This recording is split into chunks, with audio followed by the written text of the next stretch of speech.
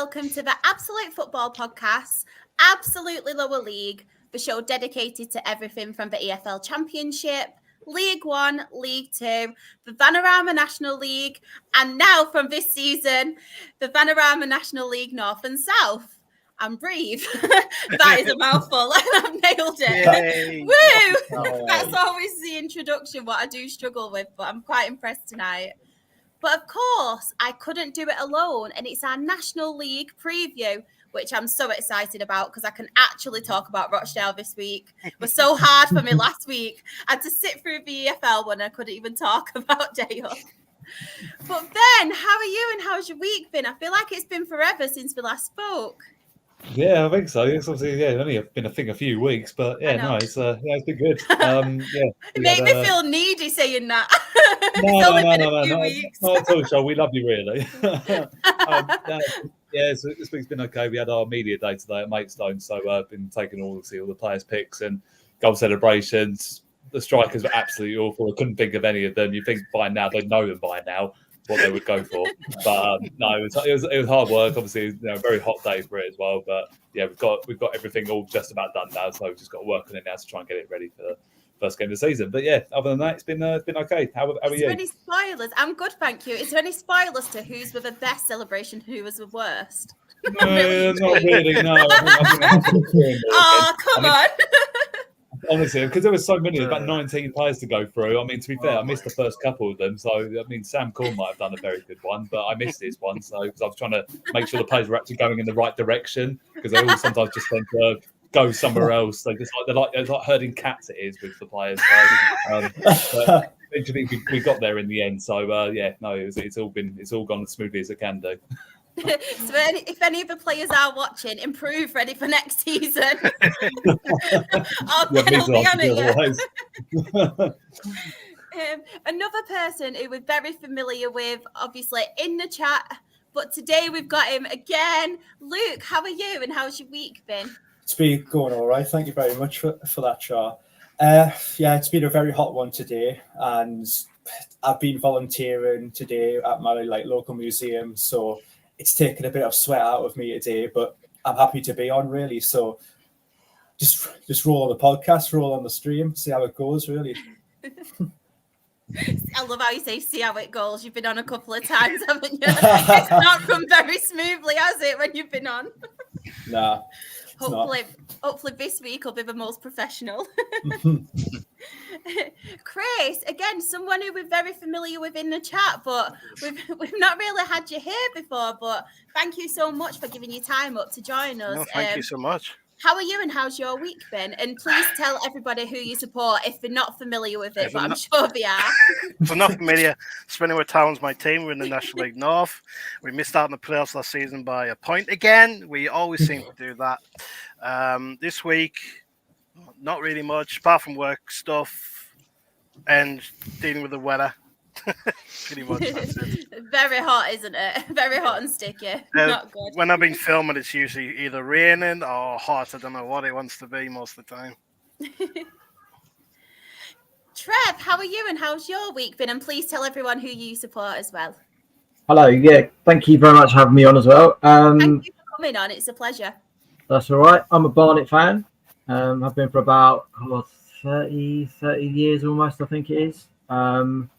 Week's been a bit rubbish at work. Sun's been nice. Watching football in the sunshine though, you can't beat that on a Tuesday evening as well. Some of the venues I get to as well. So, yeah, looking forward to the season when it actually kicks off though, properly. I know. We'll get into it a little bit later, but you've made some good signings, haven't you? You're one. I don't want to go too much into it because we will talk it later, but you are one of my favourites to go up. I will say that.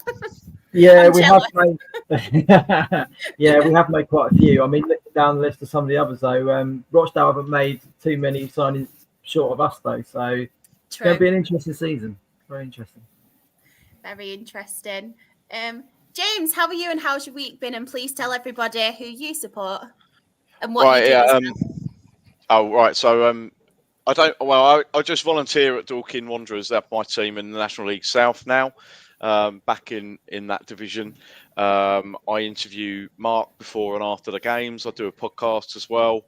I played for the club So I've kind of been around it pretty much since it was formed, only 24 years ago, 25 years ago. So, yeah, thanks for having me on. No, thank you so much for giving up your time. Really appreciate it. And last but not least, I feel so bad. I feel like I'm interrogating everyone, so I do apologise.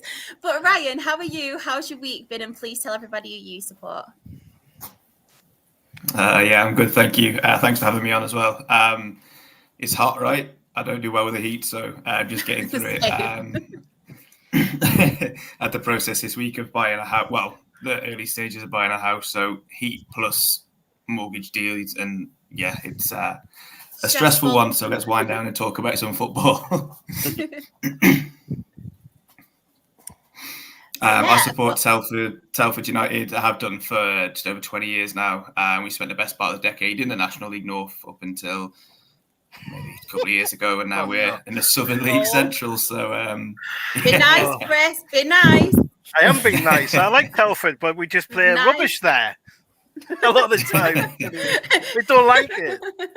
Playing there, fine, no problem. Just playing there. Oh,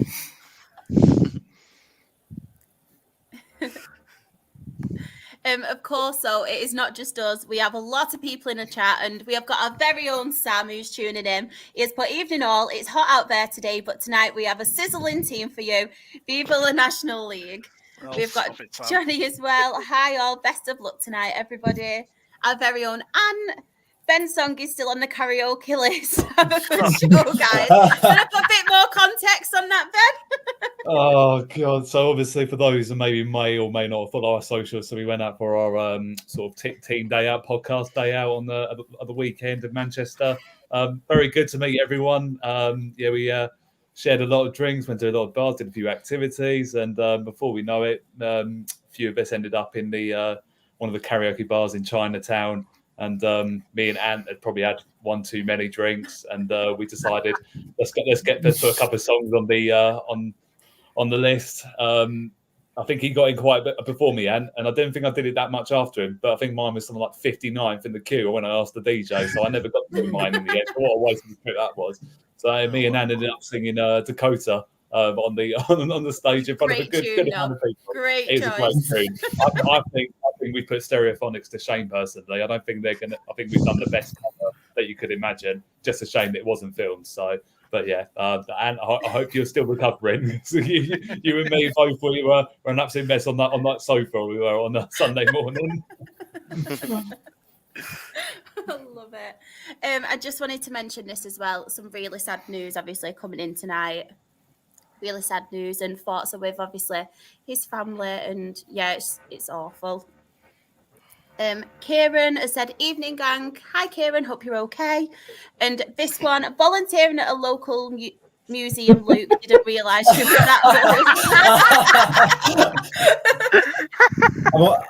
I'm only 18, but yeah, I do do volunteer at my local museum. I do it every Thursday, and it was a really hot one for me to handle.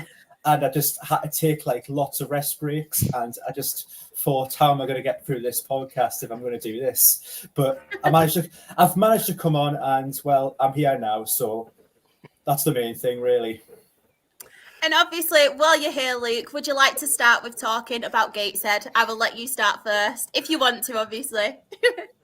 Why not? Anyways, so obviously we are coming into our third season in the National League, I think, since we got promoted from the National League North back in 2021-2022 season. And ever since then, we've just won the FA Trophy. We've finished sixth in the playoffs as well. And obviously the council has obviously quite cruelly kicked us out of the playoffs due to our stadium lease and all that. And so lots of players have left the club, but like there's not too many that it has. But there's only like 3 players that have left, and they were expected really. So I'll just go through the ones that obviously were outgoing. So we lost probably one of the best midfielders I've seen at Gateshead, Ed Francis, to Exeter City. He went for an undisclosed fee, I think. And all I can say is he's probably one of the best midfielders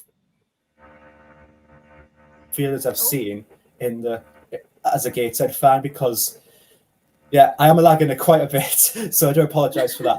But no, don't worry. We lost Ed Francis to Exeter. He's obviously thrown in undisclosed fees in League One, so he's a fully deserved move for him. He's been excellent for us, another key part of the midfield. Marcus Denanga as well, the big one, obviously top goal scorer from last season for us, and he's obviously joined Bromley in League Two, and he was another player I really thank for his goal and all that. I wish him all the best in the League Two, and I'll definitely be keeping up to date with him. And then we've obviously had Jordan Hunter leave to go to Chester in the National League North, so I wish him all the best as well. Obviously, it didn't quite work out for him, but hopefully he gets all the minutes he deserves. And obviously with the incomings, we've had quite a bit of incomings. We've obviously had Owen Osseen. I can't say his name right, but he used to play for Rochdale Olympic. Like he was a Derby. He was on loan from Rochdale Olympic from Derby. So obviously he's come to us for probably regular first team football and a chance to prove himself at that level. And Will McGowan as well from Blythe Spartans, who obviously former South Shields player, is obviously left to join us as well. So we're very glad to get him in for the door. And we've also signed Jacob Butterfield as well from Scunthorpe United. Obviously, he's probably a very well experienced midfielder that we desperately could use. And we've also signed a couple of young prospects as well. We've also signed Ben Fell from Blythe Town, which is not far from Blythe Spartans as well. And we've also signed Jamie Brownwell from Grimsby Town and Fenton John, who have obviously been released by Grimsby and Sunderland. So we've obviously let them come in to obviously help develop them as players, really. So it's all going good with the development phase, because that's what we're known for. We're known to develop players and obviously sign them off for good fees and giving them the second chance in their career. So and just we've had a couple of loans going out as well. So just the average loans, probably just a lot of the young prospects, like I've mentioned, have gone to lower division clubs like Aidan Rutledge, Jamie Ranfield gone to South Shields. And then Harrison Bonds, one of our goalkeepers, has went to Blythe Spartans. So just for them to just get experience, get that first team football, get some minutes in, really, before they have to come back to hopefully proving themselves in the first team squad. And lastly, obviously, we've retained some of our players who were offered contracts as well. We're offered Kenton Richardson, which is probably one of the best piece of business out of the whole transfer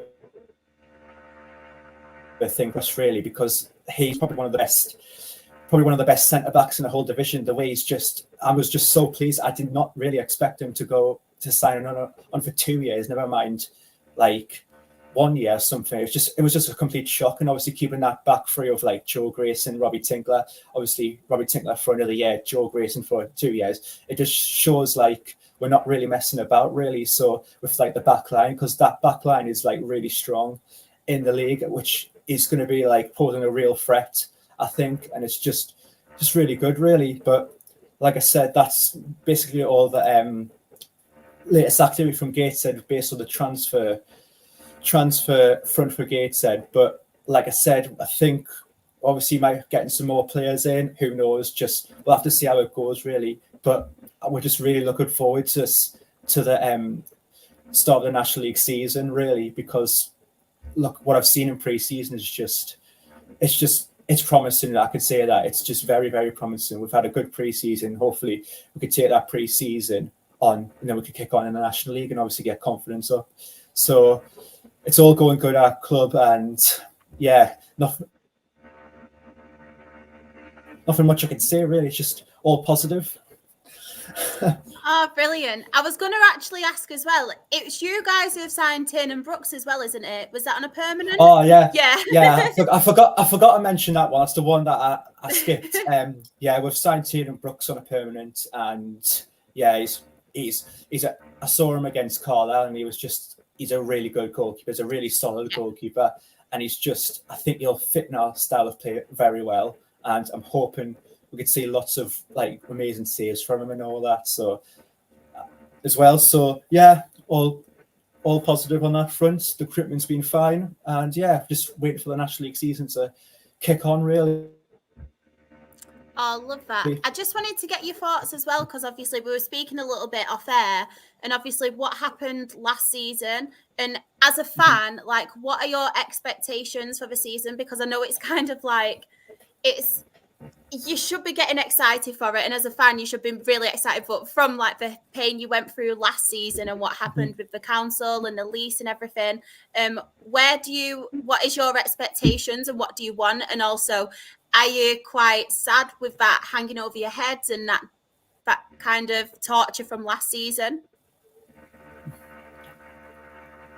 Yeah, so the expectations is probably just to get the lease sorted out first off, just to get us to go in the EFL and obviously get in the playoffs. I know there's something going on behind the scenes, and of course, and they have mentioned about like a plan B or something, but obviously I don't know. I haven't gathered all the information from other fans what that could possibly be, but the expectations right now is to just see where this takes us, because we don't know if we get promoted, or we don't know if we can get out this league forever or something like that. And it's just a bit of uncertainty of whether we can get promoted or not.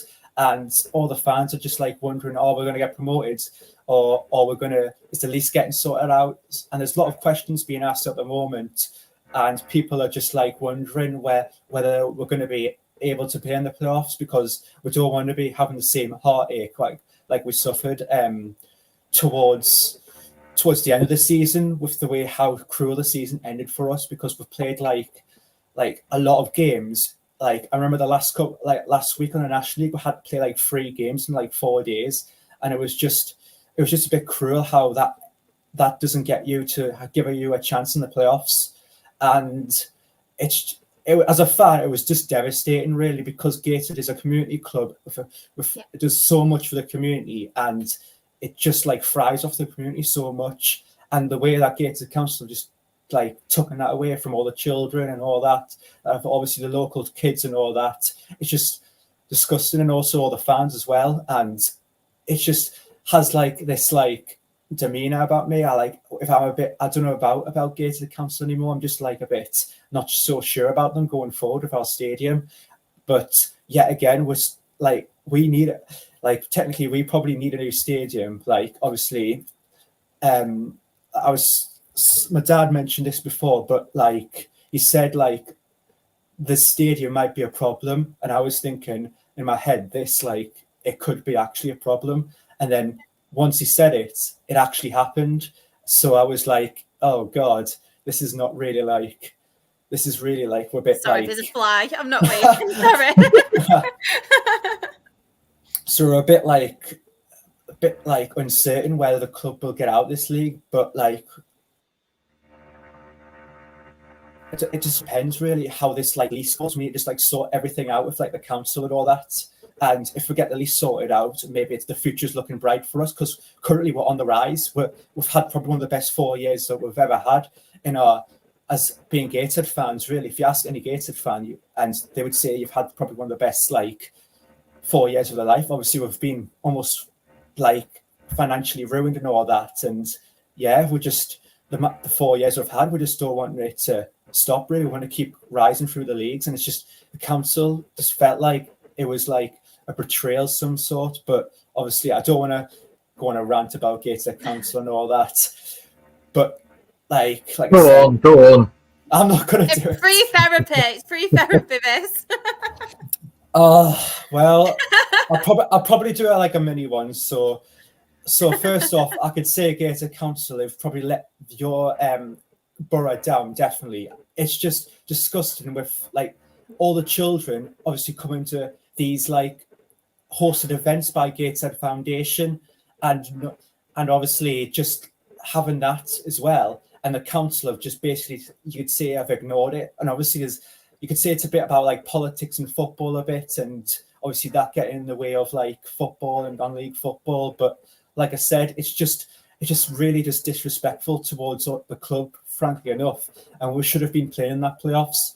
But like I said, it's just the way things are, really, because they should have really sorted something out beforehand to get us promoted to the playoffs, because it looks like they've just not cared at all, like not cared of like the football club at all. And it just feels like we've been betrayed by the council in some ways. But like I said, like the ground's like almost like you could say falling apart, really, because we have no roof on our stand. For like that east stand obviously has no roof on it, and we haven't had that fixed since like 2019 or something, since like a storm went by. And then obviously we've been true. Obviously we've had to rip out seats because like from the opposite stands, because the council just can't afford to run the stadium anymore. It's just a sad sort of affairs. And obviously we've had music festivals in there as well, and lots of athletics competitions, and it's just sad to see that Gateshead Council are just not paying much attention to the football club itself, and it's just let the community down, really. So there's my rant. That's that over with, thank God. And just before obviously we move on, obviously you've had your say on Gateshead, but is there any other clubs that you're impressed with business so far in the National League, or is there any clubs that you think will struggle because they haven't really made the signings?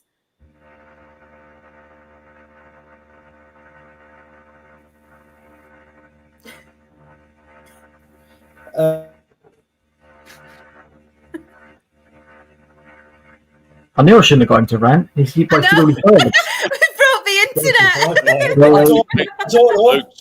Luke's Wi-Fi is powered by Gateshead Council, clearly. All the plug. Generally, it is. I think it is, really. But obviously, I'm quite impressed with Forest Green's signings, of course. The way they've just signed, obviously they've signed, lots of, 2 players from Cheltenham Town, from League One and all that, and they've signed Ben Torres, a well-known figure in the National League, that long, powerful throw. And yeah, it's just Forest Green have really taken my eye, really, on the transfer front. But there's also some sort of transfers are kind of a bit like Sutton's ones. They're a bit smarter, so just a bit smarter, clever, more suitable for, because obviously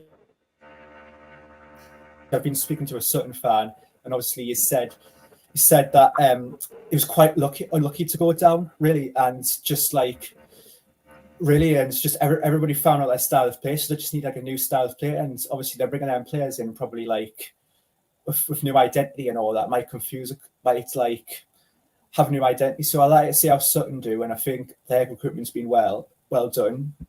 I could say probably Barnet as well. It's the amount of ridiculously good players they have on there, lots of good quality players, and obviously they've signed a lot of players for the club and all that.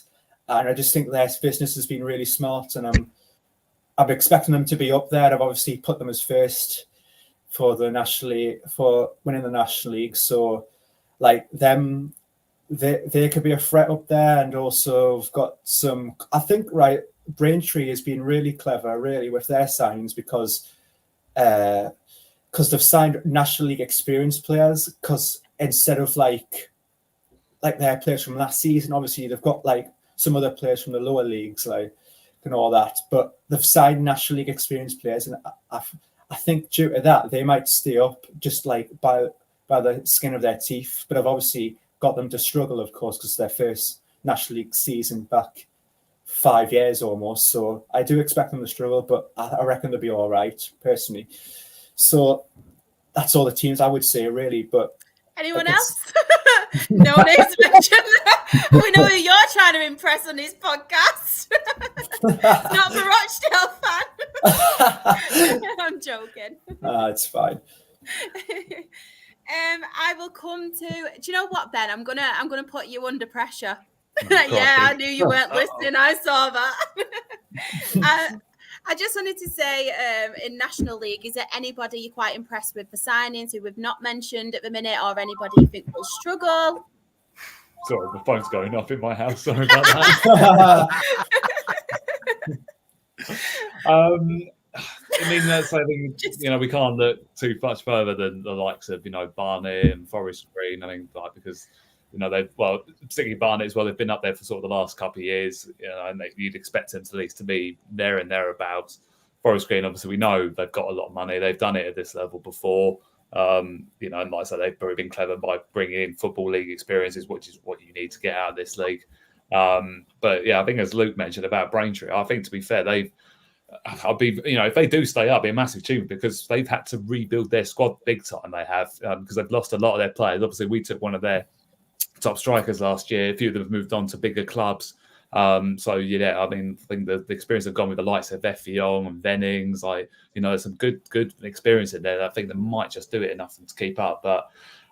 It's difficult to say because if some of the sides that performed last year, the likes of Altrincham, because Altrincham, one a side that tends to go under the radar a little bit. I think the job that Phil Parkinson's done there, I think he's done a terrific job there. With budget and everything like that. And obviously, I know they've gone full time recently as well. So again, you'd maybe expect them maybe to be in and about the playoffs then. But I think, as Luke said, I mean, not just saying just because he's here, but the Gateshead, I said it a couple of years ago when we were in the division, they were probably the best footballing side in that league, in terms of their style of play, the way they kept the ball, particularly on their own home patch as well. I think they were very much a big force in their patch.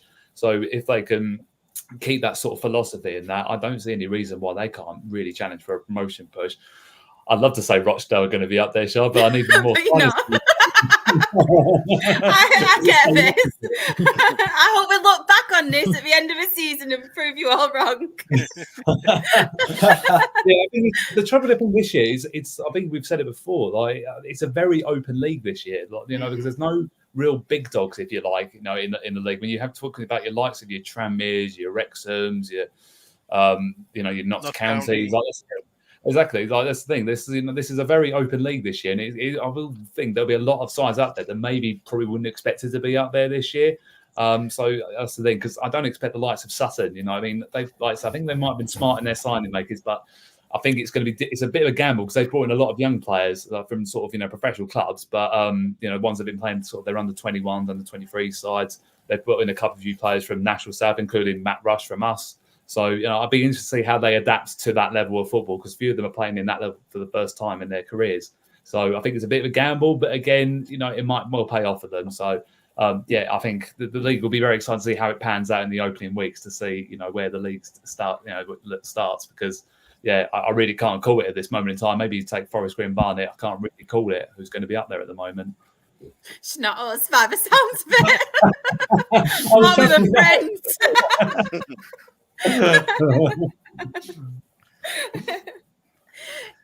Trev, I'll come to you because obviously Barnet, we're all mentioning Barnet. So signings, are you happy with them? Happy with the recruitment so far? Yeah, absolutely. I think we're actually still looking for another one or two yet to just complement what we've already got. But it's quite funny when you read a lot of people's comments and saying we've bought 12 players in. Everyone's going, that's like a whole new team and everything. But we let 6 go, 2 moved on, so that's 8. So we're only 4 players over what we had numbers-wise last year, and you've got 7 on the bench this year. And one of the biggest things last year for us was our options off the bench just didn't make any impact in the game. So now you've got that opportunity to use 5 from 7 as well, and the players we've brought in as well, I think just gives us that little bit extra that we, definitely didn't have last year. As for who's going to sit up there with us, everyone's mentioned Forest Green. They've brought in a lot of experience. The only thing I haven't seen them do as well is bring in the legs around them as well. Yeah, I was going to mention that. And the only other thing that concerns me with them as it is when clubs drop out of the Football League as well is they're on a double dip relegation. And you see it's in the likes of Scunthorpe, Southend, what's happened to them when they've double dipped. They might have the money. I've just got that little nagging feeling that says that they're not going to quite have it as they want. Although they've got a very experienced manager in Steve Cotterill as well. Like you said, I'm really surprised they've not brought in, some younger legs. Sutton's recruitment, as Luke said, as Ben said as well, has been been really good. They needed to make that change from what they had in the Football League, and I think they'll have a solid season. I can't see them managing to trouble the playoffs literally because they're that inexperienced, but that adrenaline might carry them through for a few months. They might then push the budget a little bit, and go again. Rochdale, I think, will be around. They'll be around. I thought probably actually one of the biggest things that I've seen that's caused a little bit of people not knowing which way to go is Jim McNulty's 3-year deal.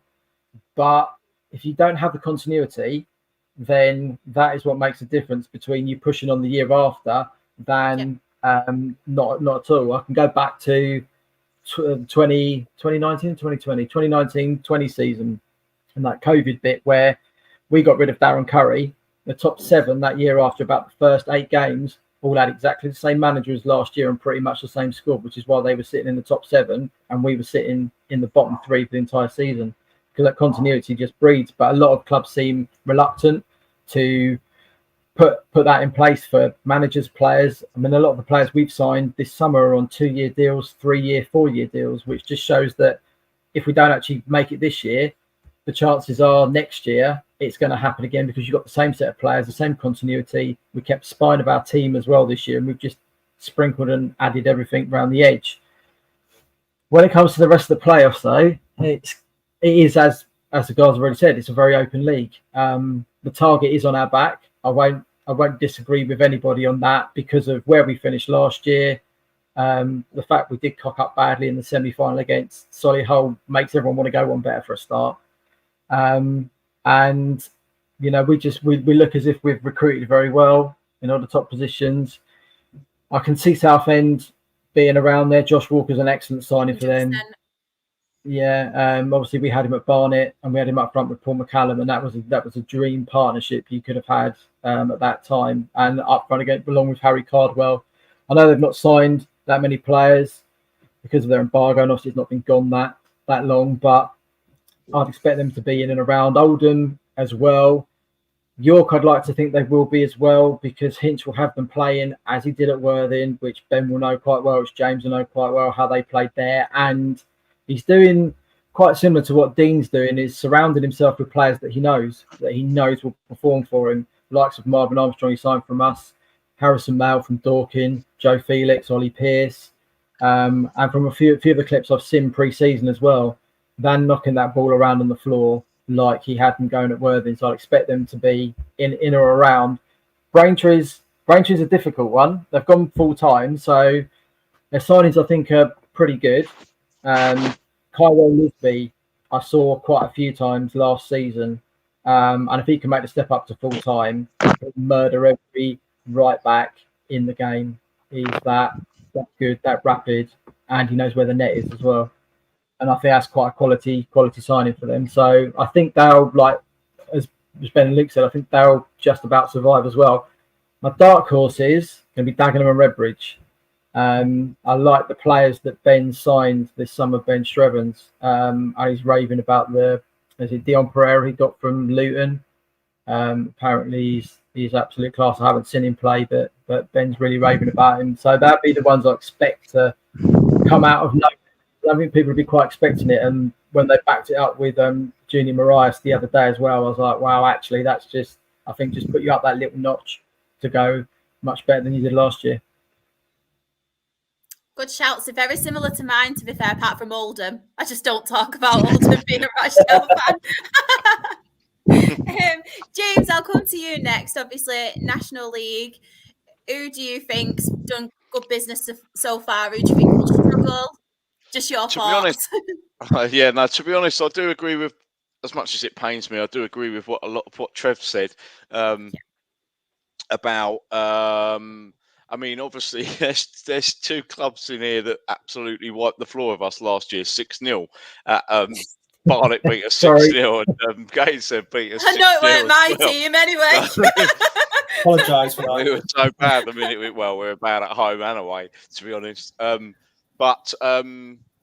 mean, Gateshead that day absolutely demolished us the way they played. And Barnet as well, but a different style of play. And I think Trev didn't mention it, obviously, but one of the biggest things with Barnet is obviously keeping the manager, because obviously he was touted in the summer as potentially moving on and Football League clubs taking an interest and stuff, but he stayed, and then that's given them that opportunity to then rebuild and bring players in. And it's one of them now, isn't it, that he'll be saying we need to go one better.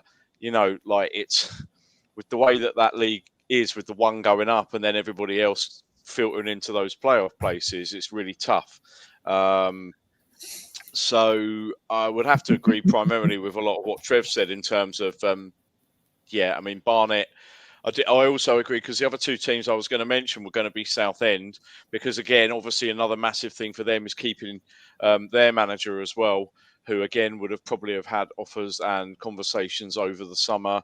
And then York as well, because obviously York, having seen Worthing play, and then York having signed Harrison Mayle, who we had in goal for us, and some of the other players like Ollie Pearce and stuff, who we've seen a fair bit of down this way as well. I think if they're a bit open defensively, that will be the only concern with them, because even with Worthing, they did concede quite a lot of goals, and they were a little bit like Dorking were when we were in that division sometimes, where we'd lose. You know, there were a absolute pasting, and then the following week you dish that out to the other team. But I think they would be the three for me, really, that would be up and around there. Like Trev sort of said about Worthing, about Braintree, I think, to be honest, they'll struggle. I think Woking might struggle as well. I hope they struggle, because they call themselves Surrey's Premier Club. I don't like them. They can go back down into the south, and we can take their spot. That'd be nice. You can come back on again. I like this. I like Woking particularly. Aldershot, if they went down, that would be quite good as well. I'd be quite happy with some of them. So I think those the similar sort of ones to sort of Trev said, really up and around there, I think. Just on York as well, and their additions, they actually signed Tyree Sinclair, who we released. Quite a good little player, quite well established in National League level. He's obviously made it in League Two as well previously. But Cameron John, who we had a defender for us last season, has gone there as well. Quite good friends with Tyree Sinclair, and at that level, very good players. So they have made some quite good additions, especially Tyree Sinclair. On his day, he can be a very good, tricky player, and he's a penalty taker. He scores quite a lot of goals as well. So I'm quite looking forward to seeing what York are about this season, because I felt like last season they signed a lot of good players, but they just didn't gel at first. It took them a while to obviously come together. Well, they had like one of the biggest squads, I think, in the division, and still farmed out loads of players on loan, and still had massive squads. So, they were like the Nottingham Forest, weren't they, in the National League? All these players. We've just got one player on loan from York, so I'll be interested to see how he does with us. Ollie Dyson, that's his name, by the way. Oh, nice. Come into that as well, Chris, because you spoke. Okay. I will come on to you. I'm sorry, Ryan. I feel like I've left you till last, but you will be first next time. But what are your thoughts on National League this season? Who do you think? Is there anybody you think who we haven't mentioned yet who will be up there? Or I was just about to say, with Chesterfield gone, and Yeovil is another team because they come up from the south. I don't know what they're going to be like. And we'd say Boston United's I don't know if it's Boston United's first season back in the National League. I'm trying to think off the top of my head. And you've got now Tamworth, who absolutely blitzed the National League North last season. They're going to be in the National League for the first time. They're going to be interesting. So it's a real open league, and I just don't know who to really think who is going to be that top, like the whole table sort of thing. It's just too open for me. With likes of Wrexham going, Chesterfield, Notts County, you just don't know. I mean, Barnet definitely did really well last season. Now you're talking. Chesterfield were just too much for Barnet in the end, sort of thing, and he just pulled clear. So National League is going to be a different one. So is the National League North. I don't know who's going to win that either. It can be a real interesting season, to be honest with you. Anybody you think will struggle?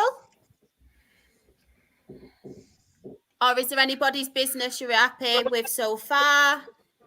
signing of a transfer window.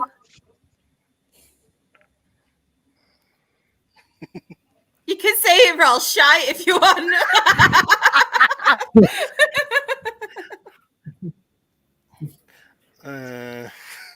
You just don't know what the National League look, Char. That's the problem. No problem at all.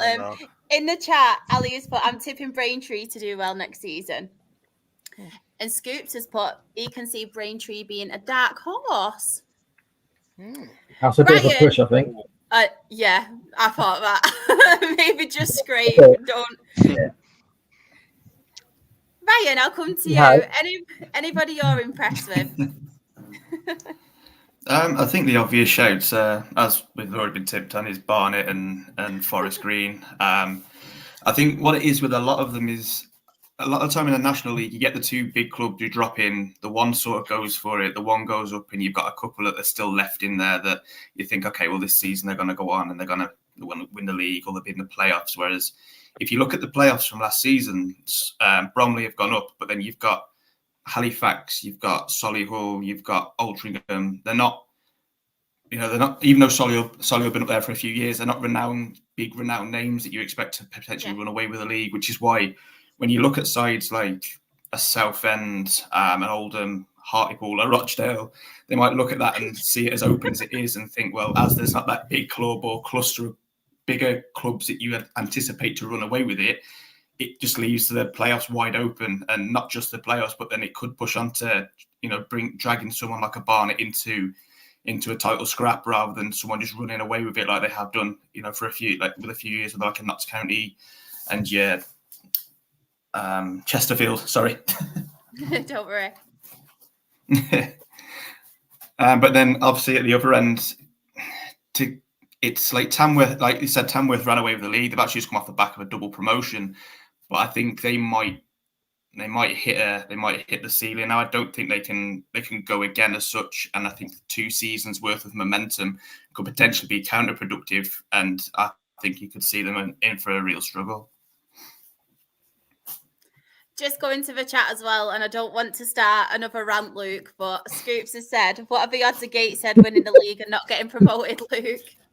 Well, there's very high. Feel free to swear at him if you want.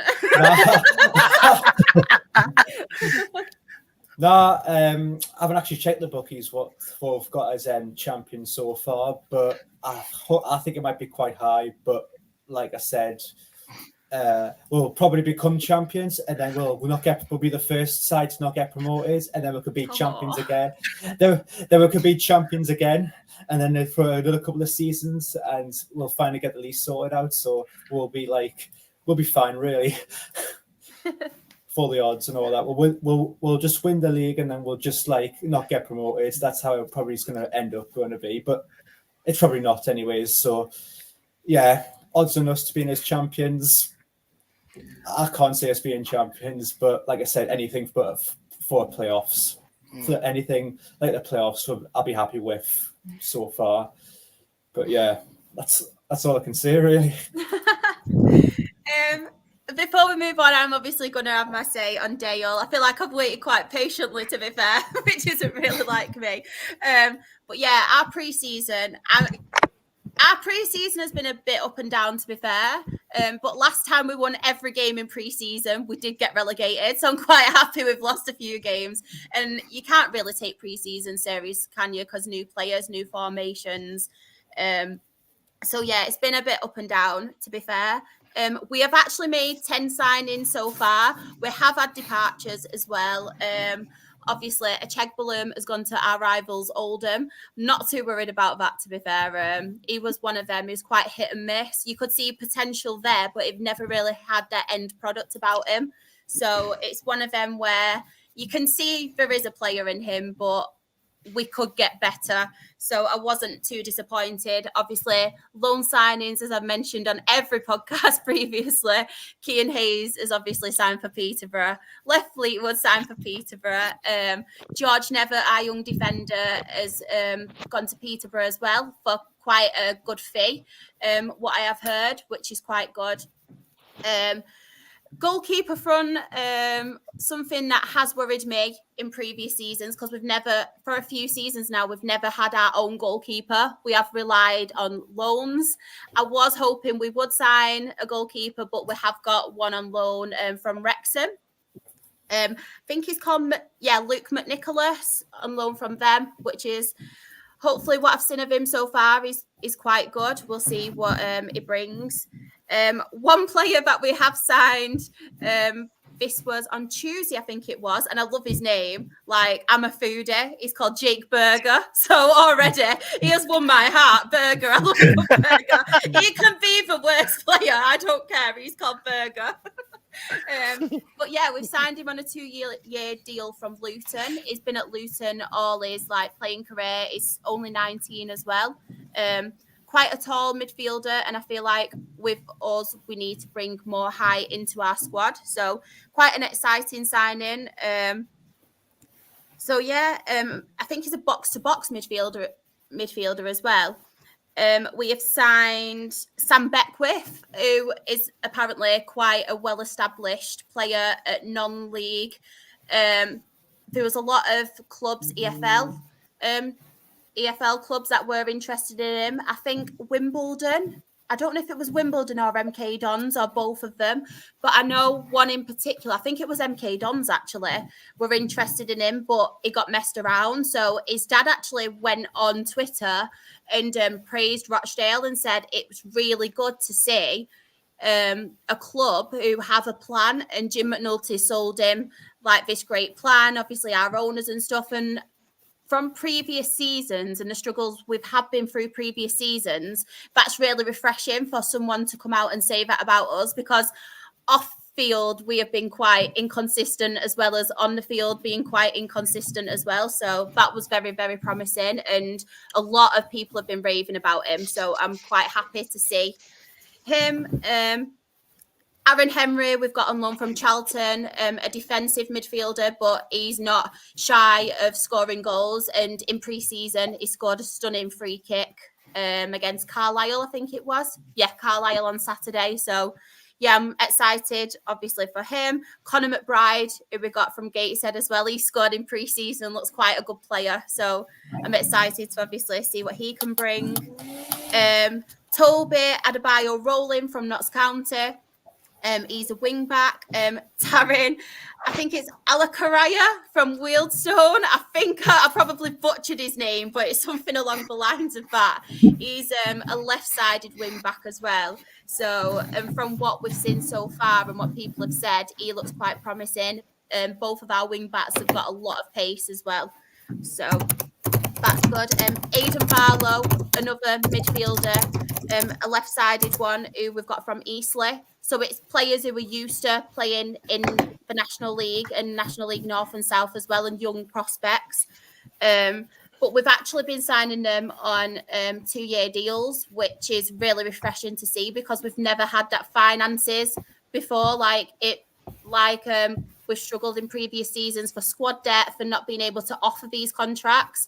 So it's really refreshing to see. And obviously, we've managed to secure Devante Rodney. He signed a 2-year deal, which is just phenomenal for us, because being able to keep him, but then on a 2-year deal as well, and him obviously having interest from EFL clubs, I think that is massive for us. And he had his health issues last season, so if he can stay fit and obviously overcome them, I think we have definitely got a player in him.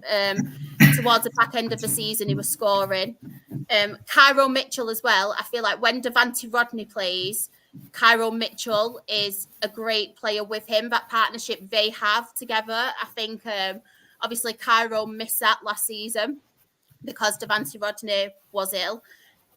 So that's massive for us. Ian Henderson, obviously, it's been announced it will be his testimonial season. He will retire at the end of the season.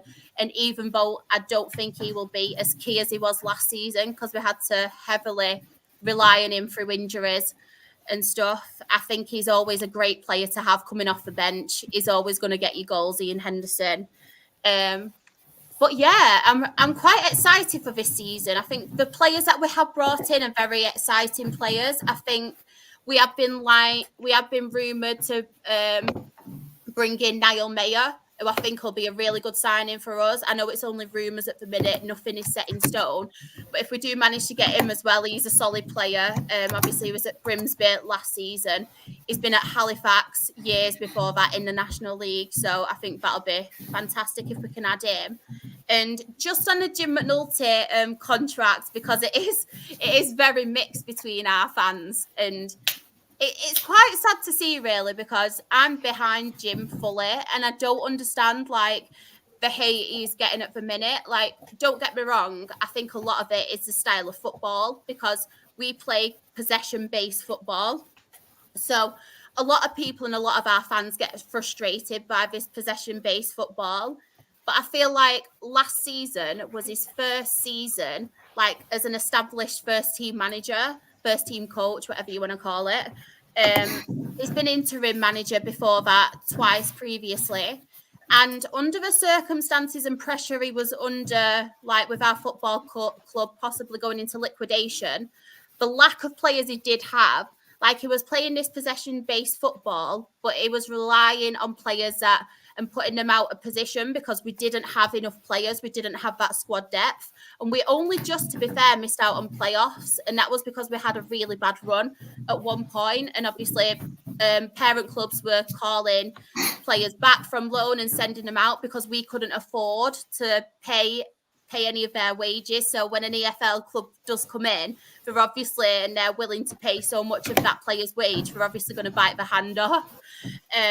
So I feel like the situation with Jim McNulty and the pressure he was under and how well he actually did, I think he does deserve to be rewarded. And I feel like with this style of football and the modern day football, it is adapting. And now we're getting more technically gifted players in these right positions as well. So I think it will be a very interesting season with us. And I'm not expecting us to be up there and winning the league and things like that. But I'm not necessarily saying that we can achieve being in and around the playoffs, because I feel like if we could do that last season with the lack of players we did have, and I feel like this season we've got better players, so hopefully we can have a shot of that and being around and about. And it's just nice to have a season where there's no pressure off the pitch. It's just really refreshing. So yeah, I'm quite happy. I'm quite excited for this season. I really am. But yeah, that's Rochdale. Sorry, I feel like I've took up like half of this now. You're passionate, Charlotte. I am very passionate. I'm very passionate. Everyone's passionate about their clubs, you know, are we? Come on, man. Is there anything anybody would like to add on National League, or should we move on? We all happy to move on? Good. Yeah. I will go for the National League South. So, James, I will come to you first. Talk to us about Dorking. What do you want to know? Anything. You tell us anything. Everyone knows everything about Dorking anyway. Tell us more. Nobody knows. You know what formation we're going to play pretty much every game. You know who the manager is, the chairman, know everybody. So there's not really much that nobody doesn't know about Dorking already. No tuna wraps this season. What's that, Trev? I said no tuna wraps this season. No tuna wraps on the way to Barnet. I was on that coach. I didn't realise that had happened. I don't think I had a tuna wrap. No, definitely not. No. So yeah, I mean, obviously it's disappointing to be back in the National League South, but then it's just we didn't play well enough. Too many injuries, things like that. Weren't conducting ourselves in a sort of professional way in terms of training and things like that off pitch. That's been resolved this season through fan ownership, stuff like that has generated more money, so that the players have kind of, a lot of them have gone to full time now, training 3 times a week at a nice facility near me, actually, just down the road at a school, on grass as well, so away from the horrible 3G that we've got, which is absolutely dreadful. And then there's other stuff happening as well in terms of trying to buy the ground and things like that behind the scenes, and Mark's got some other people around him now to kind of help him make some of those decisions and take some of the pressure off as well. But I mean, he's already come out and said that we're going to win the league and we're going to get 100 points and everything. So no pressure. Made signings in the summer, but he made them quite early, as he generally usually does, and moved a few players on. Obviously, Harrison Mayall's gone off to York now. Joe Cook's gone down to Worthing. Tom Blair's dropped down to about step 5, I think, step 4 or 5 now. And they were the main ones that really got moved on. A lot of the others probably raised a few eyebrows, actually, that a few others stayed. But in the ones that he's brought in that we've seen so far, in terms of Brennan Camp coming in from Eastleigh, he's been really good in pre-season, looks really, really fit and really athletic. Jordan Norville-Williams is coming from Farnborough, likewise on the other side. And then Reece Murphy up front as well, who's obviously got loads and loads of experience. But he has looked good, actually, in pre-season. His movement's very good and different to what the others provide. So there's a few coming back from injuries still, but the squad is probably better and bigger and got more competition in various different areas now as well, which it didn't have last year. Obviously, we came up to play you guys last game of the season, and everyone was pretty much on their last legs for that game. You know, Charlie Carter was playing and he scored, but he could barely move. Harrison Mayall had already played his last game by that point because he got injured. He wasn't in goal that day. So yeah, there's quite a lot of reasons to be optimistic. You know, it's a division we've been in before. We've played against a lot of those teams. Ali, no, I'll turn that round the other way this time. Anything to say? Oh, we like you, Ali. We like you. Is that you heading down under a fake leg? No, looking out, sorry. So yeah, I mean, obviously, Mark, he puts those targets on his back, doesn't he? And the minute he comes out and says those things, everyone bookmarks it on Twitter, like ready to say in May next year, oh, this aged well, didn't it, and all this sort of thing. But that's what you get. That's what you get with Mark. You know, that's what he's like. You know, that's what you get, and that's what I get when he speaks to me after games and stuff like that. And I stand there and then look like a wally on social media when it goes viral, and I'm just the person standing there holding the microphone.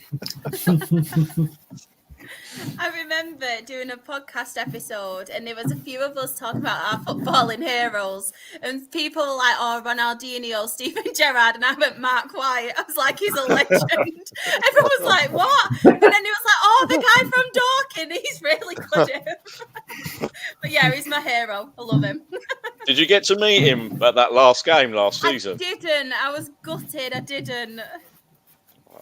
I need to try at some point. Sort it out, James. Sort it out. That is my goal. Yeah. He's not all that special, to be honest, Char. I think otherwise. I've known him a long time, so yeah. When people are saying Ronaldinho, Steven Gerrard, and I'm like, Mark White, it's special to me. Is there anybody in the league who you think have done great business so far, or anybody you think will struggle in National League South? I think Maidstone will obviously do well. I think Boreham Wood will be up there as well. I think they'll always be quite a sort of a tough side to play against. There's a few that are sort of like a bit unknown, really. Some of those that have come into the division, I've seen a lot of people already predicting, like Truro and.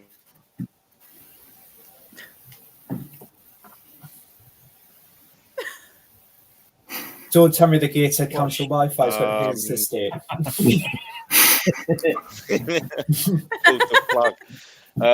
So there's and then there's a lot of the games come thick and fast in the National League South, don't they? Because there's a lot of Tuesday night games.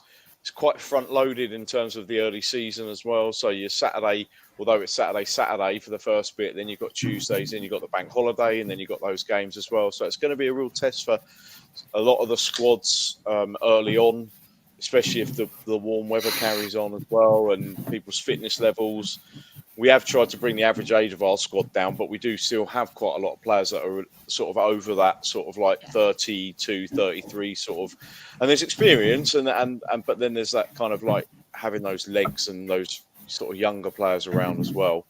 But yeah, I mean, it's going to be it's going to be an interesting season, really. You know, we're definitely going to have a target on our backs especially at home when clubs come to us, you know, and whether they'll look to frustrate us and things like that. So it's going to be an interesting season. Just looking forward to it all starting now.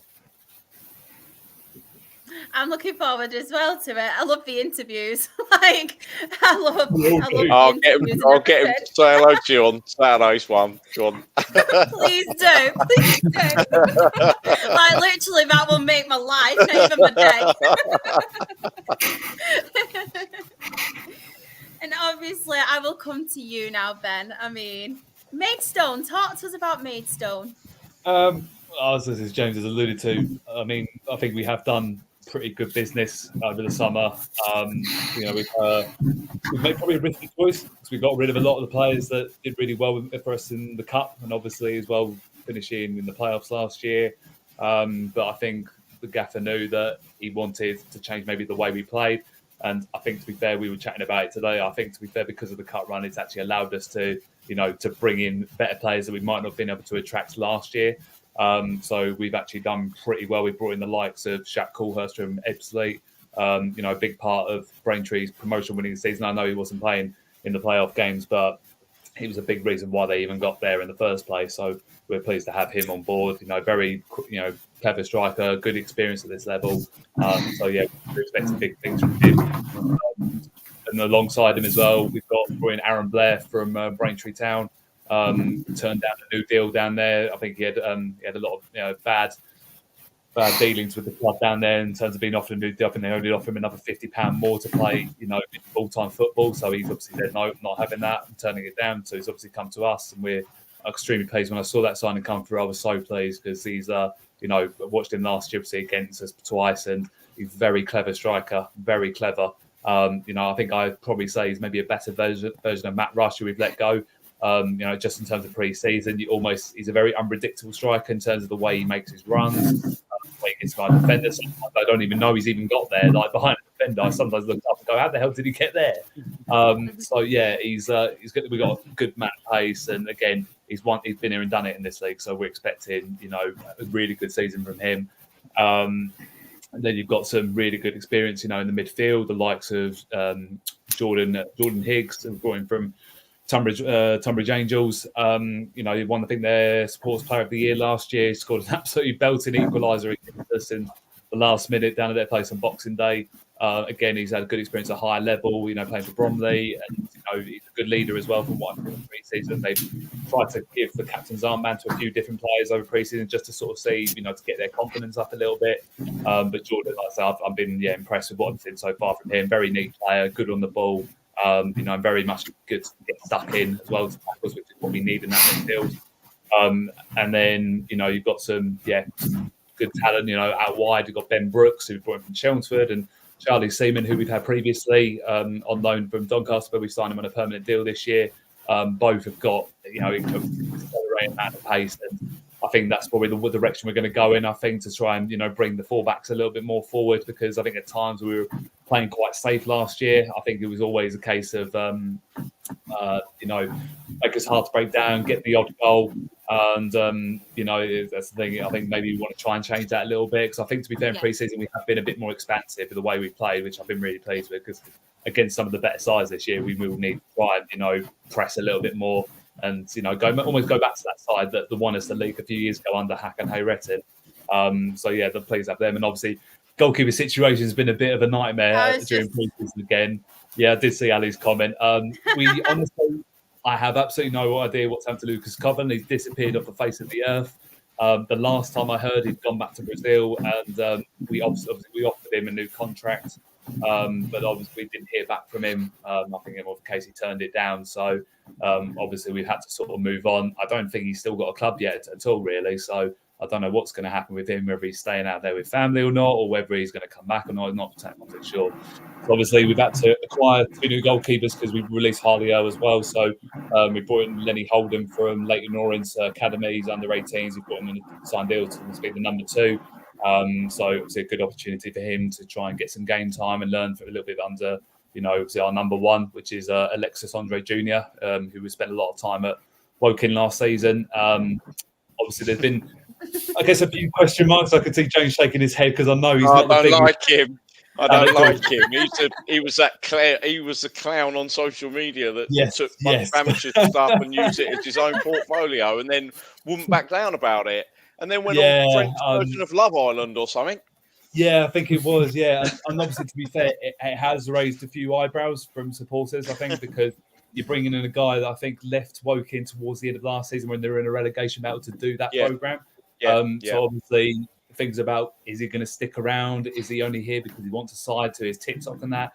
But, having a lot of people at the club spoken to him, he's very keen to get his head down this year, and get on with his football. And obviously, the TikTok will still be a side to his social media platforms. But I think he said he's had an ambition to come to a club like us for quite a while.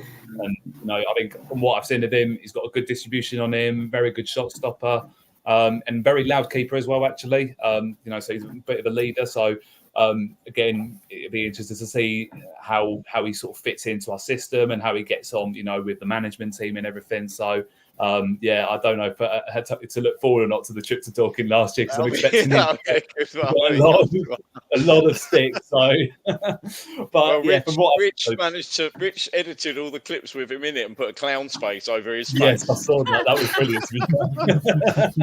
Every clip he was in, he put a clown's head over it. Well, if you look at his latest TikTok content today, I ended up actually filming it because obviously when the players were doing their media stuff, I was actually, he asked me to film it, but of course I didn't get any credit, did I? So, don't expect that. I don't expect it, to be honest. But with Boynes, I think it's been very, very good business from the club. I think George wanted to get it done early. I don't want to say we've gone under the radar a little bit because we haven't. I think a lot of people have noticed the business that we've done this year, and I think everyone knows that because of what happened last season with the cut run and then playoff semi-final. I think everyone's expecting us to be well up there, if not challenging for the league title. I know a few of the bookies have put us down as the title favourites, which I don't know. To be honest, I've said I'm very confident about this season because I think, given this side, if we had them at the beginning of last season, I would have said that will be a team that will win this league. But obviously, because of that, the Dorking and Boreham would have come down. It makes it just a little bit more difficult because I really do think this is the strongest National South we've seen for quite a few years. You think out of one of Maidstone, Boreham or Dorking won't go up this year at the very least, and that's not taking into account other sides that have come up, and sides that have been in and around that playoff area. So, a bit like the National League, it's a very open league this year. But if we can get off to a really good start, then hopefully that will keep us in good stead. And I think a lot of pressure is on George Ellakobe to get us up this year. But that's mainly from the supporters. I don't think the board are necessarily, putting that pressure on him. But again, as supporters, we really definitely want to get back up to the National League because we do feel like it's a level where we belong. But obviously, finances have stopped us from doing that, in the past. So if this squad can get us off and running, early on, then I think we'll be in hopefully for another enjoyable season. Is there any other teams that you're impressed with business, or is there any that you think will struggle in the league? I think, to be fair, obviously we look at Worthing, and I think because they've now lost their two best players in Felix and Pearce, I don't know whether they'll be right up there challenging for the league title because obviously now that Hinchwood's gone, will they have to change their style of play now? So I know they've brought in a new manager now. It's a case of do they change their philosophy there, and it's going to be very difficult to see, whereabouts they head off to be honest, in a direction. To be fair, one of the dark horses I will say this year, and probably not a lot of people have mentioned them so far, but Hornchurch, I think they've done pretty good business so far. I think Darryl McMahon's a very experienced manager on this league, albeit with a very good budget at Ebbsfleet. But I've been very impressed with some of the signs they made, bringing the experience of the likes of Angelo Belantu, they've Boreham Wood released. He was the sort of player that I would have loved to have had. But obviously, to be fair, we got the other good side of it, bringing in Bruno Andrade, who's obviously a very well-established National League player. And again, he was one I didn't mention. He was, been one of our best players in pre-season. He's contributed about half the goals in pre-season. So again, he's one we're looking out for, and I think he could be a real difference. But yeah, Hornchurch, they brought in Darren McQueen as well. Very good player for this level. Maybe could still be playing National League football. But again, I think because, Hornchurch, they must have a bit of money down there at the moment. And again, it must be the content that Darren McMahon said because, they've really have, proved themselves that maybe they can compete at this level because I'm pretty sure it's their first time at this level for about 10 odd years. and they think they only lasted the one season. So yeah, they'd probably want to look out for. But again, another side that probably won't get haven't been looked into too much, but Eastbourne Borough. I think they, will probably be well up there. They've made some very good signings and good players that have done it at this level. I think, to be fair, I know James would probably be a big fan of Mark Beard. His time at Dorking. Obviously, I think the budget wasn't put to the right players last year for them, and they really struggled. I think a lot of people I spoke to at Eastbourne last year said had they had the squad they finished with at the start of the season, they would never have been in the position they would have been in. So I think because of the end, they are another side that train, I think, 3 mornings a week. So they'll probably be a side, I reckon, they'll be around the playoff area. I say it's such a tough call, it is. Then I think everyone will probably look at Avery because of the job Danny Scopes has done, but I generally think that they're going to struggle this year. I think second season syndrome is going to come into it. They've lost a few of their best players as well to other clubs. So we've taken Krasnicki off them, Sutton have taken Baz off them. So I sort of maybe expect them to be in a relegation battle this year.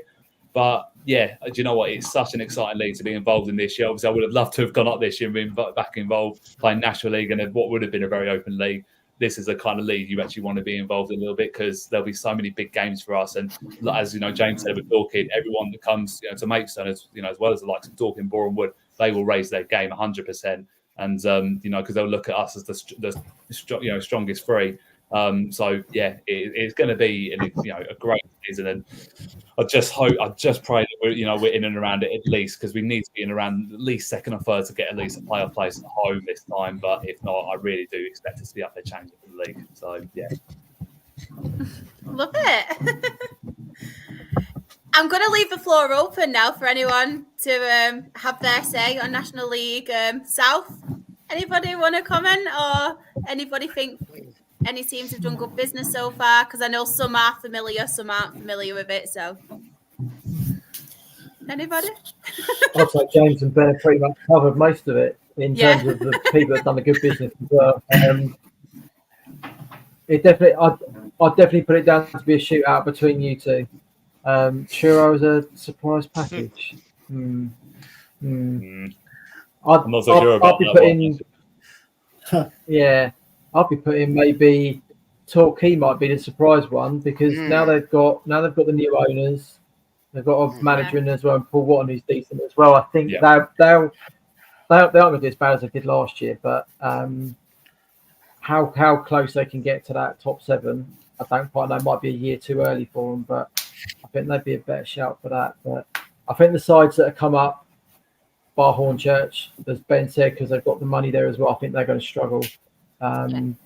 It's a big step, and as both James and Ben have said, it's a massively competitive division next year. And I think if anybody finishes above you two, they're going to be champions.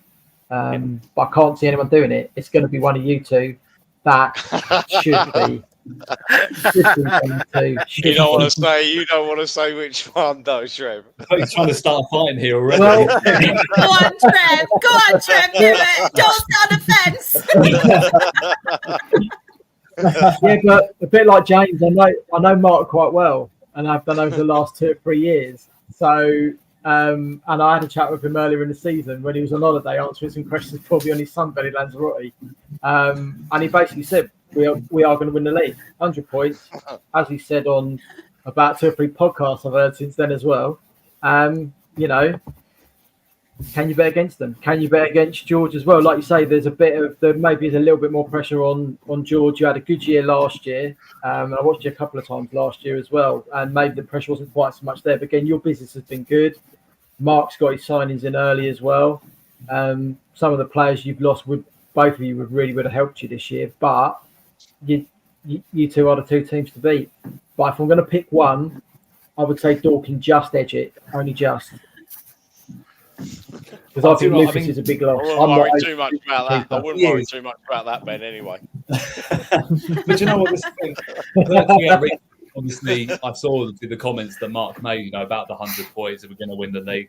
But the thing is, though, if you've been watching National League football or National South football, or even followed Dorking's story as much as probably we have, over the last few years, exactly what he's trying to do. He wants to get in everyone's heads. He wants to piss people off. That's the thing. That's the way he works. And I've got no issue though, because the first time we played Dorking, I couldn't stand the man, because he played John Steele in that with Walter. After John Steele brought down, I think it was Matt Briggs, on the touchline, it turned into this massive kerfuffle. And obviously, we never got on for a little bit. But to be fair, I think the documentary's done him the world of good because it's shown him what he's like as a person. And you know what? I love his management style. I think it's absolutely refreshing. I've got a lot of time for the people down at Dorking, and like the relationships we've got with the club down there. I know our owner Oliver's got a very good relationship with Mark. And, that's the thing. If that's the confidence he's got in his side, then, absolute fair play. But, that's the thing, because that's exactly what he's all about. He's all about a winning side. They don't get the amount of promotions they have over the years without, having that belief and having that sort of manager that knows how to do it. And he's been here and done it at this level as well. So obviously this will be his first, real big challenge, if you like, in terms of that he's had almost a step back now, because obviously they've gone, from National League back down, their first ever relegation. How do they cope from that? But I think, like I say, that there'll be absolutely no doubt they'll be up there, right up there with us. And I think a lot of people are saying I think it could well be between the two of us again. But it all depends. Like I say, if we can keep a lot of our players fit this year, which is what we struggled with a little bit last year, and maybe what cost us a little bit in the end at times, then I really do see it being a shootout between the two of us. But obviously, I won't take Boreham Wood away from that because, with the signs they've got and the club they are and the money they have, I'd expect them to be going for it as well. But yeah, it's certainly going to be a much better title charge this year than probably it was last year when Yeovil had really no one seriously challenging for it last year. It was pretty much straightforward for them, to be honest. So yeah, it's going to be much more closer than everyone thinks. So I'm looking forward to the challenge. Anything else to add on National League South, or should we move on to North? Yep. I like it. Ryan, I will come to you on National League North because I feel like we have not spoke to you in a while. I know everyone's sitting patiently, and I'm going to make Chris wait to talk to me more. Look who's just come in the chat, by the way. Look who's come in the chat. That's my fiance. Aww. Hi, baby. Aww, cute. Oh, all right, Chris. Blimey. I don't know what I signed up for. It's your own version of Love Island. Yeah, going to America. Yeah, that's Love Island. Ryan, National League North. Tell us your thoughts on this. Oh, Chris, you got to tell her to stop, mate.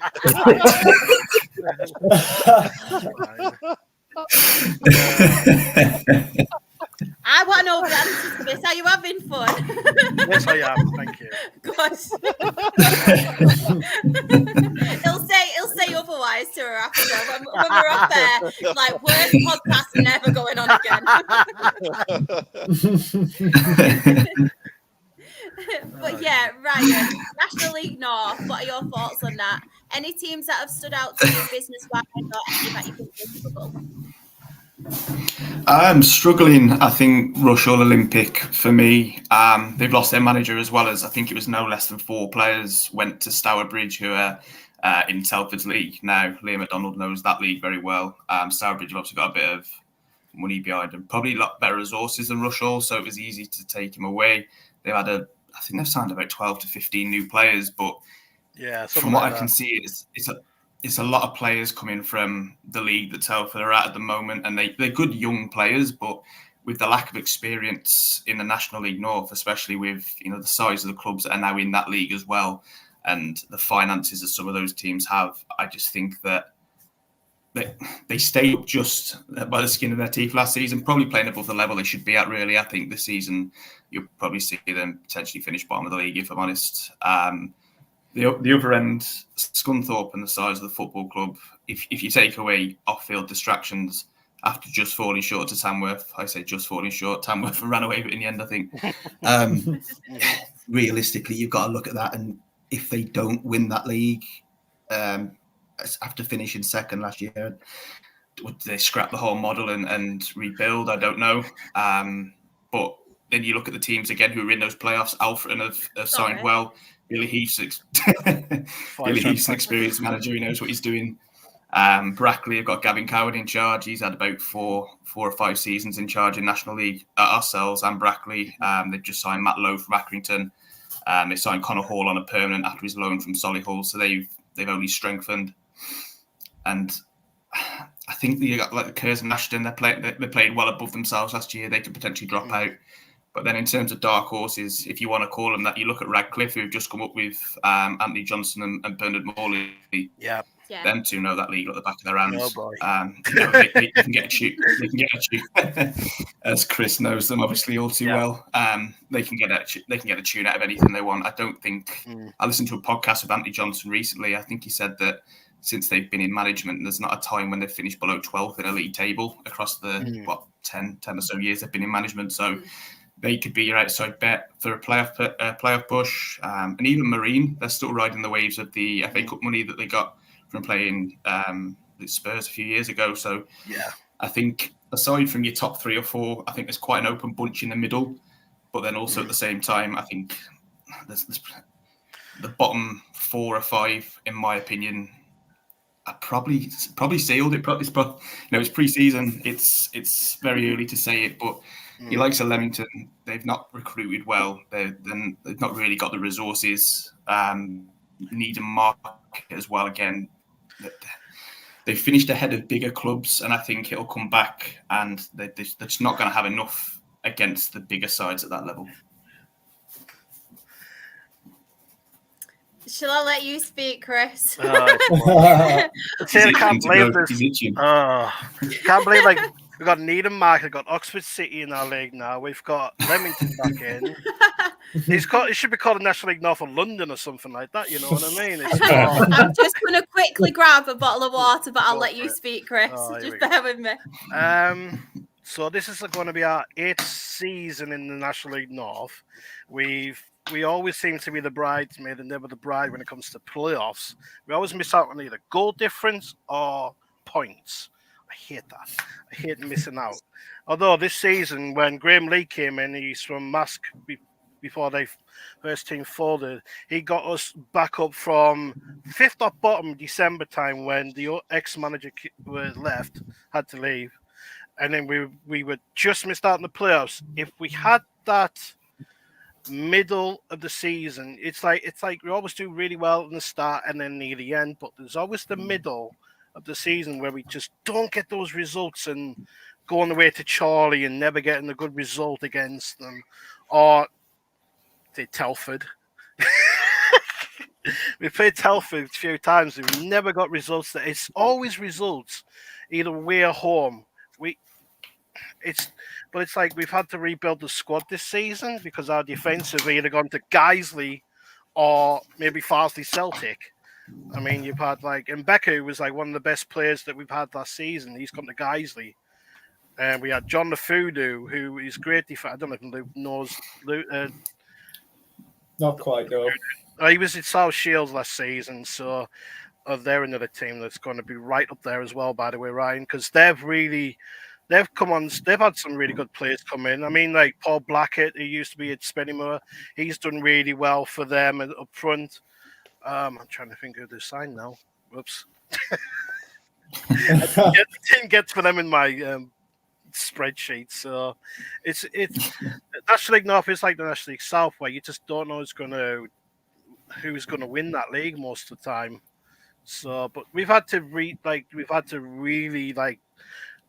spend decent money on defenders from lower league teams like Bishop Auckland, who are closest rivals, and Whitby. We've had someone signed from Borough. We've had Nathan McGinley's just signed.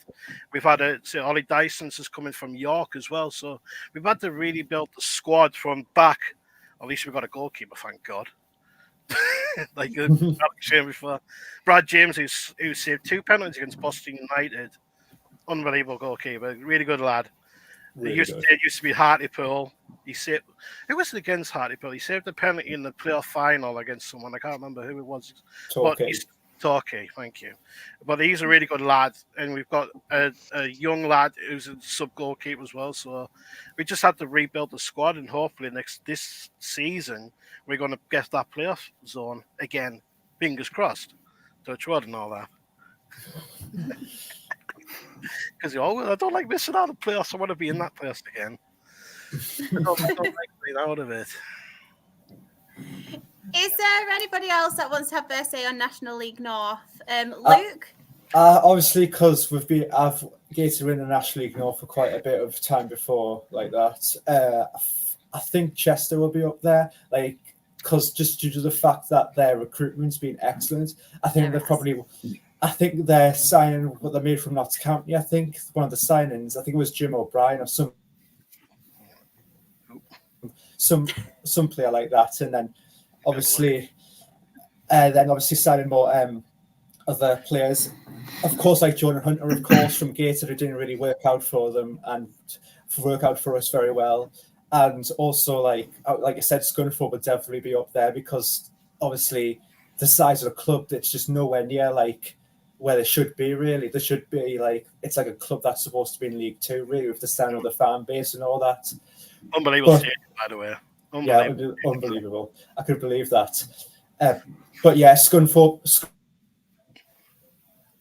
will definitely be up there, and I generally think possibly like Ryan said, like your Radcliffes and your Marines, basically, like they'll be up there definitely because obviously they've got Radcliffe have got a manager group that are probably well known to this division. They know how to get out of it, and basically they'll just probably thrive off that. And they obviously made the Northern Premier League look so easy and all that.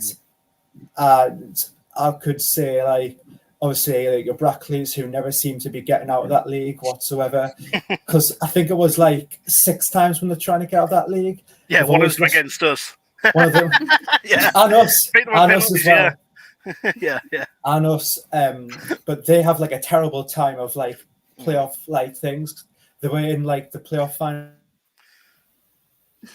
last season, and then obviously they lost out, and then they lost out to Boston, and then the previous year they lost out to Kidderminster, obviously, and then that trend continued and all that for like about 6 years. So honestly, Brackley would probably be up there, and you could say Chorley as well, and your and all that. But I think Spennymoor will be up there as well. Obviously, you've been quite unlucky, Chris, to just not miss out on the playoffs. But I reckon you could go that one step forward and get into the playoffs because, like you said, it's about your time that you go into the playoffs and just show what you're made of, really. But I mean, we missed out on penalties against Charlie, and it's just hurts ever since. Can't imagine that. Yeah. But the teams like down below, probably the bottom side, say like Rush Olympics, like possibly you need a market, even though you'd need a market is like way down London area sort of stuff. I like Chris mentioned. Like Norfolk. Yeah. As you come south, it's not just everything's in London.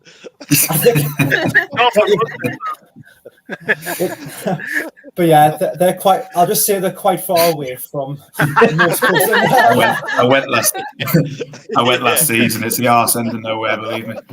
I'm going to go to. I'll just say they live somewhere. I'll just say they live anywhere really, like probably down south. But yeah, I think them sort of teams will probably struggle to adapt to this. Probably adapt to the National League North as well, but like I said, mainly the one I can think of from the top of my head is Rush Olympic going down, just because, like what Ryan said, with the players obviously leaving to go to Starbridge, and obviously Starbridge having a lot of money to their advantage to get them players in. So obviously they're going to be like having the second season syndrome, sort of like you possibly see Evelyn with in the National League South. So honestly, it's like I said, like Chris said, it's probably the most open league out there. Anybody could possibly win it, and it's really competitive as well. And yeah, it's a league to watch basically. Like all the 3 leagues are basically you could say like the ones to watch really, because it's just all open for any teams to surprise like most like us fans of the National League. You know what I mean? So yet again, we'll just have to see how it pans out really. I'm done now. you kept freezing on like a really good bit, but it was leaving us in suspense. So we were like that I think it's the Gateshead Council Wi-Fi Oh, don't worry. playing up. I think it's further up north because Ant has the same trouble when he's on a podcast as well. That could be the reason why. That could I'm honestly up be the north. reason why. Hang on. Yeah, it's What? fine down here near London. Yeah, we're all right. We're all right. Yeah, it's fine.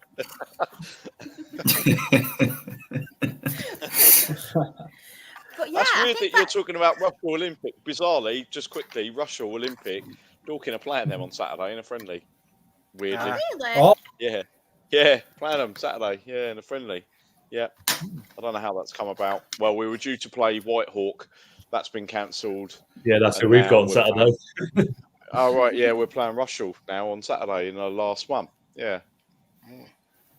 I think Has to be fair, anybody just else got any friendlies? going back on the No, go on, I was Ben. obviously going back on the north. Sorry, I thought I was just going to be a quick saying. I mean, to be fair, I've always said that the National North is always stronger than the South. I think it's a much harder league to get out of than the South. I mean, just look at the caliber of teams in there, and also the ones that go up to the National League always tend to do quite well, whereas the Southern teams always tend to struggle. But yeah, I think to be fair, obviously my knowledge of the North obviously isn't as good as the South. But I mean, from an outside perspective, I can only generally see the pressure being on Scunthorpe to win the league this year. The club they are, the support base they've got. And the fact that they're in a second season at this level is very surprising because I generally thought they would bounce back straight away. But again, Tamworth absolutely blitzed that league last year. I think any other year Scunthorpe will win that league. But that's the thing, you've got clubs like, that's the thing, even the ones that have come up like Radcliffe, obviously got two managers, that very much, get the best out of teams and they get promotions everywhere they go. And they built, everywhere they seem to go, they always seem to build a real community and a real together group all the time. I mean, I always see Anthony Johnson's, tweets pop up on my timeline, and the fact they always have I think this 5 beer rule where they can't leave the ground until they're about 5. They still treat it like they were playing like they were at Ramsbottom, those years ago. But that's the thing. But it wins them, promotions. It wins them games. It brings them together as a group. And I generally can see them really pushing for a playoff place this year at the very least. But yeah, I think there's so many clubs in there. Like I say, it's probably more of an open league than maybe the South is, I would say. But it's certainly going to be interesting. I think to be fair, the likes of Needham Market probably will struggle. I think it will be a big step up for them, and I think their resources are very limited in comparison to some of the clubs in that league. But again, they've surprised people. In the past, I mean, they've been traditionally normally an Isthmian League North club. And the fact that they're at this level now, they might do an Aveley and go and get a playoff place. You just never know. Again, as well, Kidderminster Harriers as well. They'll be looking to bounce back straight away with I think their full-time model and again the history and the support base they've got. They've got the resources as well to do it. So I think we'll be keeping a much closer eye on the National North this year because I really do think it's hard to call about where it's going to spread out from. In terms of the early weeks of the season anyway. How do I think Oxford City are going to do? Because obviously they were relegated, weren't they, from the National League?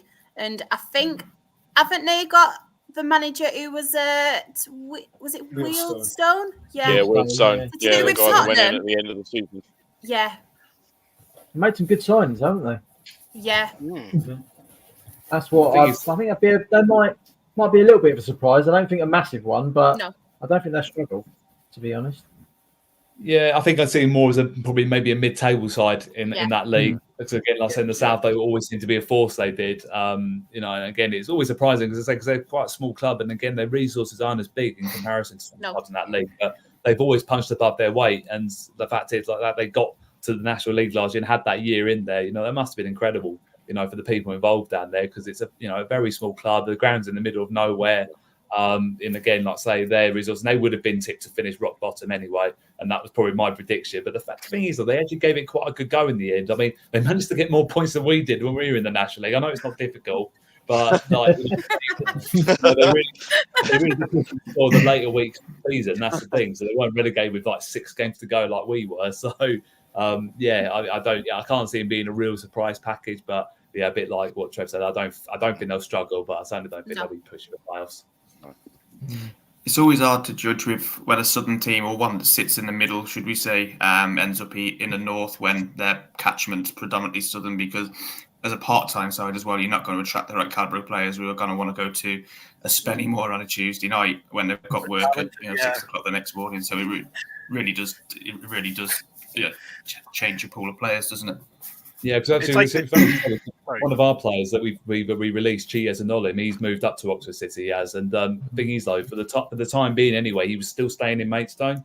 So obviously he's been travelling up there and then to Oxford City. So obviously you think if he doesn't get relocated soon, he's going to be potentially doing the likes of Spennymoor, in a long day, and have to go back from there to Oxford and then Oxford down that to Maidstone. That's a long old journey. That is, doing that, 2 or 3 times, probably having to drive back. So again, I hope he's able to relocate. But that's the thing for a couple of them. It must be hard to get players, to attract them. A bit like what Bishop Stortford probably were last year, because again, they're normally a club would normally be in the south, and they've been in the south before. But just the way it works, it's so difficult on them. But then again, it's like the structure in that, nothing's going to change, is it? Until anyone from the National League thinks maybe there should be another league in the middle, possibly. I don't know. Midlands, but again, they've just been through a big restructure of the leagues, haven't they? From step 3 down to step 4 in that. So I don't think the National League's going to be coming into that anytime soon. But yeah, I do feel a little bit sorry for them in that regard. Anything else to add on National League North? No. I think that's the end of our National League preview then. I just wanted to say thank you so much to each and every one of you for spending your evening with me. I do appreciate it. It'd be boring if obviously you didn't.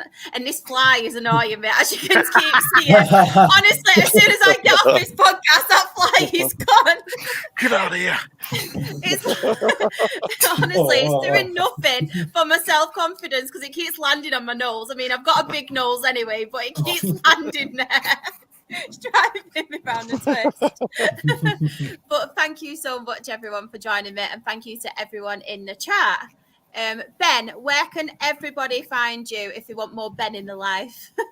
We do his first from time. Karaoke, waiting for your song. You don't want to see that. Trust me, there's already a video clip of me that's gone on our group chat. I don't like watching it. If you do want to find me, it's on Twitter at Ben Stones FC1. I'll start to be posting a bit more Maidstone content and that.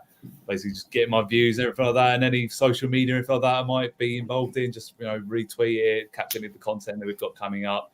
Looking forward to seeing how it all goes now. Can't wait for it to get going next week at St Albans. I feel like we need to get you and James on again, especially towards the end of the season when going on. We can hash it out. All right, he's got to go down there and he's got to come to us. So there'll be plenty of time for that. Yeah. I've been to your place plenty of times before. I've never seen us lose against you. I've never seen us lose. No, we've never beat. One game we did lose. You beat us in the cup. You beat us in the cup. Yeah. One game I didn't go to was the cup game, and the rest of them we've always beat. So we got to try and change that this year. That's for sure, because you always seem to beat us. You beat us. Was it last minute, didn't you? And that game still haunts me to this day. That does. So hopefully that will change this year. Luke, where can everybody find you? Well, they can find me on X, of course, or Twitter. How the people, I don't know how it's called anymore. I just call it Twitter anyways. Twitter. Oh, it's Twitter. Twitter. Yeah, it's that. But yeah, it's right here. I think I always never get this right, but it's right there. Obviously, I'm quite well known like X as well. Obviously, post doing all sorts and all that, retweeting like quote tweets and all that retweets. Just giving sort of any sort of views on anything that's around on Twitter so far, and yeah, just anything really. I just literally random tweet about anything, but yeah. Oh, for God's sakes, it's still that thing again. I just realised that as well. Honestly, it's the I swear either Gateshead Council Wi-Fi is probably one of the worst Wi-Fi's out there generally. Every time I try to speak about a point, it just does that. So, but yeah, if you could give me a follow, it'd be much appreciated anyways. So yeah. Chris, where can everybody find you? Well, it's here at SpennyFan Chris. So I just do Twitter, Instagram, Threads. Yes, I do use Threads still a little bit. I'm shocked. Oh wow! Go on about it. Wow. A little bit. I don't say it all the time. You'll find I'm I impressed. do a lot of work on Movies TV, which is the YouTube channel for Spinning Wheel Town Football Club. I do a lot of filming of games for the men's team and the ladies' team, where the season is coming up. They've got now a development team and a reserve team. So there's 3 women's teams now, which is absolutely fantastic. So you'll see a lot of my footage on YouTube. So I go up and down the country basically filming games. I love it. Brilliant. Oh, James. there we go. Didn't put him back I'm confused now. I'm confused if I asked. Ryan, I'll come to you. Where He's can on the everybody Wi-Fi, isn't